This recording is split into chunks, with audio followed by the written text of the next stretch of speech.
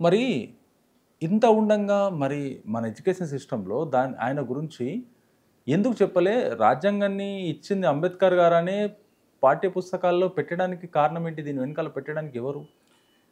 మనకు చరిత్ర మొత్తం రాంగే చెప్పారు. మనకు చరిత్ర మొత్తం తప్పు చెప్పారు. మనకు చరిత్ర మొత్తం తప్పే. మనం ఎంతసేపు Akbar the great, barber the great, లేకుంటే చెంగిస్తాన్ ది గ్రేట్ అని చదువుకున్నామే తప్ప, టిప్పు సుల్తాన్ ది గ్రేట్ అని చదువుకున్నాం తప్ప, the sport of Tipu Sultan అని టీవీలో వస్తుంటే ఎగబడి చూసాం తప్ప నిజమైన చరిత్ర మనకు కూడా చెప్పిండా? చెప్పలే. భారతదేశం మీద 17 సార్లు దండయాత్ర చేసిన మహమ్మద్ గజనీ గురించి నాకు బాగా గుర్తుంది. నాకు చిన్నప్పుడు నాకు ఏం చెప్పింది తెలుసా? అరే ఓడిపోతే నువ్వు డిమోటివేట్ కావద్దు, నువ్వు ఆ ఓటమి నుంచి గుణపాఠాన్ని నేర్చుకోవాలి. చూడు, ఇప్పుడు మహమ్మద్ గజనీ 17 సార్లు దండయాత్ర చేసిండు. 16 సార్లు ఓడిపోయినా 17వ సారి గెలిచిండా లేదా అంటాడు. ఊర్లా నాకు బూతులు వస్తాయి. మళ్ళా ఎవడి మీద ఎవడు గెలిచిండ్రా? వాడు మన మీద దండయాత్ర చేసిండు. వాడిని నేను ఎగ్జాంపుల్ తీసుకోవాలా? మరి 16 సార్లు తరిమి కొట్టినాం కదా, మన గురించి ఎవడని చెప్తాడా? ఎవరెవరు తరిమి కొట్టారు చెప్తారా? అది కదా నువ్వు చెప్పాల్సింది నాకు. ప్రపంచ విజేత అలెగ్జాండర్ అని చెప్తారు. వీడికి వస్తే పురుషోత్తముడు ముడ్డి మీద దన్నుకుంటే దేశం తరిమిండు. మన పురుషోత్తం గురించి ఏదైనా పాఠ్య పుస్తకాలు కనబడుతుందా? ఎక్కడ కనిపించదు. ప్రపంచ విజేత అలెగ్జాండర్ అని చెప్తారు. సోషల్లో అదే ఉంటుంది. అదే మరి చరిత్ర మొత్తం రాంగే. ఎవడు మనకి చరిత్ర చెప్పింది? అలెగ్జాండర్ ది గ్రేట్ అన్నాడు. మన అలెగ్జాండర్ తరిమేసిండు కదా మనడు. ముందు తరిమేసిండు అసలు రాజస్థాన్ దగ్గర చచ్చిపోయినాడు. అలెగ్జాండర్ చచ్చిపోయిండు, మన దేశంలో చచ్చిపోయినాడు. మరి ఇప్పుడు ప్రపంచ విజేతడు కావాలా? ఇప్పుడు నేను చిన్న ఉన్నప్పుడు టైసన్ అని అంటే మాకు ఒక crazy hero Mike Tyson. Mike Tyson ప్రపంచ విజేత అంటారు. మైక్ టైసన్ ఓడగొట్టింది ఎవరు? డగ్లస్ ఓడగొట్టిండు. అప్పుడు ఈ బిరుదు తీసుకొని ఆయనకి ఇచ్చిరా లేదా? ఇచ్చిరు. మరి పురుషోత్తం ఎందుకు చెప్పారు మరి ప్రపంచ విజేత అని? చెప్పాలి. మరి ఏ లెసన్ అని కనబడుతుందా? అసలు పురుషోత్తం పేరే ఉండదు, అసలు కనిపించదు. మరి చరిత్ర మొత్తం రాంగే. రాజ్యాంగం రాసింది అంబేద్కరే,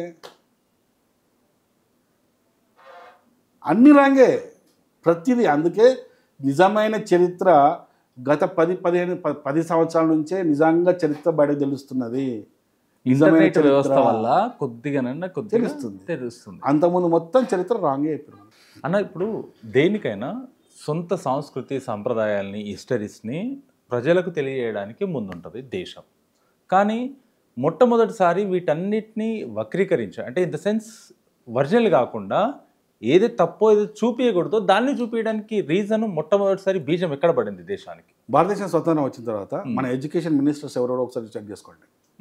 అన్ని ముస్లిమ్స్ పేర్లే ఉంటాయి. ఎడ్యుకేషన్ మినిస్టర్, కల్చరల్ మినిస్టర్స్ కానీ ఇవన్నీ పేర్లు దాదాపు ముస్లిం పేర్లే ఉంటాయి. అక్కడే పడ్డది మొదటి దెబ్బ. ఓకే. అలాగే ఈ దేశ ప్రధానిగా నెహ్రూ కాకుండా పటేల్ వాడి ఉండింటే మన చరిత్ర వేరే ఉంటుండే, నిజమైన చరిత్ర బయటకు వస్తుండే. అక్కడే ఫస్ట్ బీజం పడ్డది. ఆ బీజం కంటిన్యూ అవుతూ మనకి ఇంకోటి కూడా ఏం నేర్పించారంటే సెక్యులరిజం నేర్పించారు మనకి. మనం అందరం సమానమే, అన్ని మతాలు సమానమే, అన్ని గ్రంథాలు ఒకటి చెప్తున్నాయి అనే ఒక సెక్యులరిజం వైపు మనల్ని నరాలు నాటేశారు మనకు. ఇప్పుడు ఒక ముస్లిం దగ్గరికి పోయి అన్ని గ్రంథాలు ఒకటేనా, అందరి దేవుళ్ళు ఒకటేనా అని అడుగు. ఒక క్రిస్టియన్ దగ్గరికి పోయి అడుగు, రైట్ అంటాడు. ఈయన పిచ్చోళ్ళలాగా మాట్లాడాడు అంటే హిందూ ఒకటే, అందరి దేవుళ్ళు ఒకటే, అన్ని గ్రంథాలు ఒకటే ఈడు తప్ప ఈ సెక్యులర్ భావజాలం హిందువులో తప్ప మిగతా ఏ మతస్థుడికి ఉండదు. ఓపెన్ ఛాలెంజ్ ఇది. రోడ్డు మీద పోయి మైక్ పట్టుకుని ఒక 10 మంది హిందువులకు అడుగు, సెక్యులర్ భావజాలం పడుతుంది. ఒక 10 మంది ముస్లిమ్స్కి అడుగు, 10 మంది క్రిస్టియన్లకు అడుగు, ఆ 10 మంది సెక్యులర్ భావజాలం ఉండనే ఉండరు వాళ్ళు. మనకు ఆ విధంగా మన జీన్స్ని అదొకటి. ఆ తర్వాత వచ్చిన బుద్ధిజం, ఎప్పుడు ఈ దాదాపు 2000 ఇయర్స్ బ్యాక్ బుద్ధిజం కూడా ఏదైతే ఉందో, ఈ బుద్ధిజం కూడా మనల్ని ఒక చేతగాని వాళ్ళగా తయారు చేసింది, మనల్ని ఒక నపుంసకులుగా తయారు చేసింది మనల్ని. ఇంత పెద్ద ఓడి వాడుతున్నాను.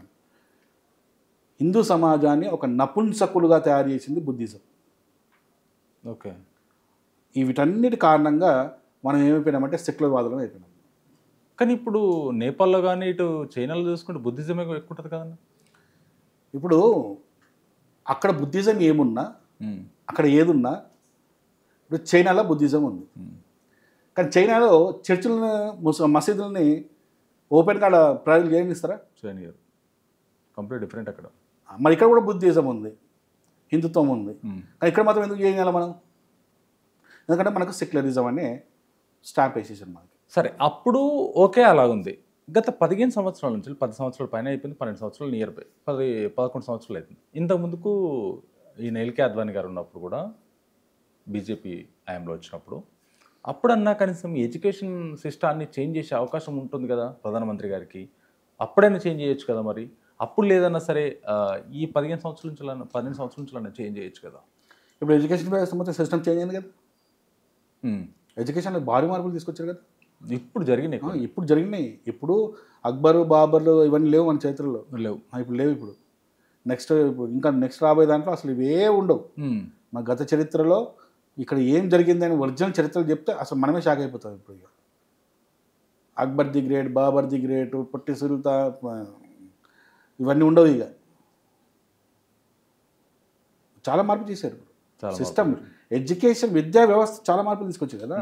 పెద్ద మీటింగ్స్ జరిగినాయి సెంట్రల్లో, చాలా పెద్ద మీటింగ్ జరిగినాయి. వ్యవస్థనే మార్చేసారు, విద్యా వ్యవస్థనే మార్చేసారు మొత్తం. అవన్నీ ఇప్పుడు వస్తాయి. ఇప్పుడు నెక్స్ట్ అన్నీ వచ్చేస్తాయి.